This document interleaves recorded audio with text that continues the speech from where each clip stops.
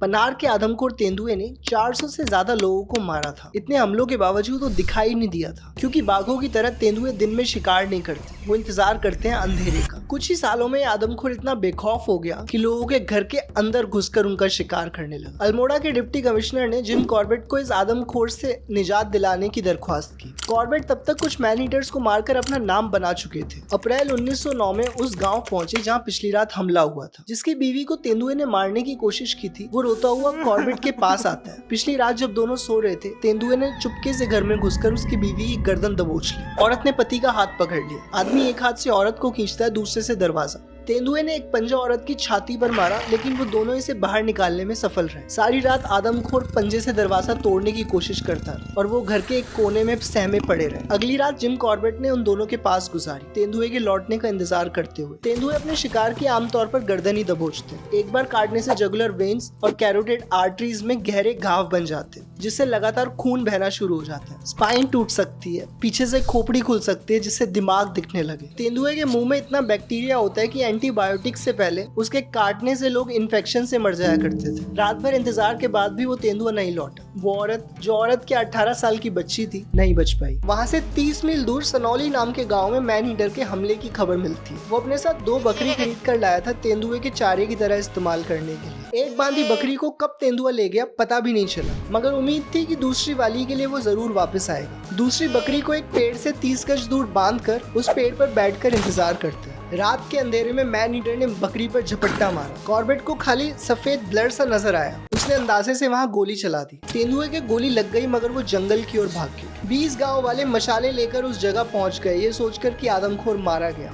Jim Corbett ने कहा कि मैंने उसे बुरी तरह घायल कर दिया, लेकिन अभी अंधेरे में खतरा है, सवेरे जंगल आकर देखेंगे। लेकिन गांव वाले तभी जाने के लिए उतावले थे। मेरा डाउनफॉल देखने के लिए भी बहुत लोग उतावले। इतना चुभने लगा हूँ सबको, लेकिन मैंने तो कोई आदमी, छोड़ो, किसी आदमी का हक तक नहीं मारा। छुरा तो नहीं हूँ।